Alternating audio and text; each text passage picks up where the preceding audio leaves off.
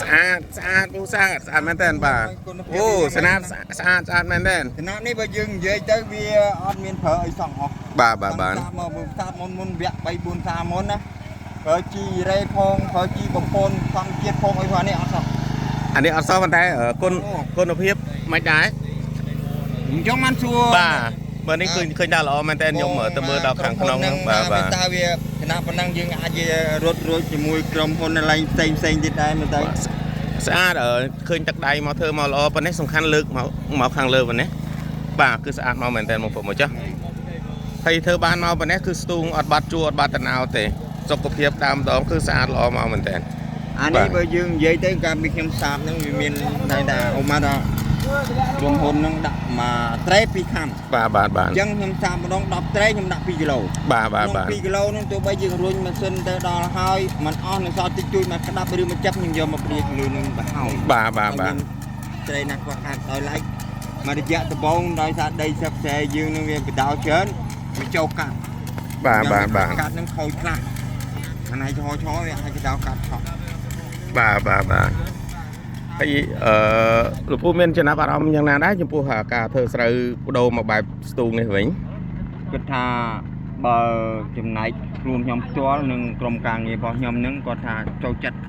ដើម្បីកែប្រែជីវភាពជាបរិវត្តនៅក្នុងភូមិនេះឲ្យជឿនលឿនដើម្បីកាត់បន្ថយតាំងពីជាតិគីមីតាំងពីឡើងទឹកទុងនឹងយើងប្រែคลายមកអស់ពូជតិច បាទបាទបាទ ក្នុងស្រីយើងបើសិនយើងផលិតបានជាទឹកទុងនឹងហើយការស្មៅយើងរួច បាទបាទបាទបាទ យើងអត់មានត្រូវប្រើថ្នាំស្មៅនេះទោះបីថាប្រើក៏ប្រើលក្ខណៈតិចតួចបំផុត បាទបាទបាទ ហើយដល់ពេលយើងបើសិនជាក្នុងលក្ខណៈគ្រួសារវិញធ្វើតិចតួចវិញលែងភ័យយើងថ្នាំស្មៅយើងដើរដកតាមទ្រុង បាទបាទបាទ វាវាថ្លឹង បាទបាទ អ បាទ ញ្ចឹងវាអាចត្រូវនឹងមានសុខភាពល្អជាងព្រោះយើងធម្ម បាទ តា អរគុណច្រើនពូអរគុណចំពោះទីតាំងនេះស្ថិតនៅភូមិឃុំស្រុកណាដែរពូ ទីតាំងនេះស្ថិតនៅក្នុងឃុំ5យ៉ាមភូមិ5យ៉ាមស្រុកត្រេនធរខេត្តកំពង់ចាម បាទបាទ អញ្ចឹងខ្ញុំក៏ចង់អំពាវនាវដល់ប្រជាពលរដ្ឋក្នុងឃុំឬទូទាំងស្រុកឬក៏ទូទាំងខេត្តទូទាំងប្រទេសហ្នឹងជួយទាញមកឲ្យធ្វើជាចំណាប់វិញដើម្បីស្ទង់យកផលិតផលយើងរីកចម្រើនលឿនហើយយើងប្រើជីកតិចប្រើពូជកតិចអញ្ចឹងដីយើងថ្ងៃក្រោយវាអត់មានប៉ះពាល់ជាតិគីមីខ្លាំងទេដោយសារយើងប្រើអត់ប្រើថ្នាំស្មៅមុខហ្នឹងគឺលែងប្រើបានណាថ្នាំស្មៅគឺល្អ បាទបាទបាទ អញ្ចឹងគ្រឿងចាក់របស់យើងនេះគូគាត់មានលទ្ធភាពល្អ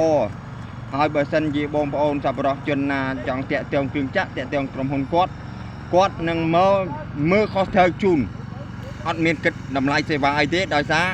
គ្រឿងចាក់នេះគាត់ចេញមកពីជប៉ុនមែនប៉ុន្តែវាដោយសារយើងជំនួសទៅជួសចោះប៉ុន្តែ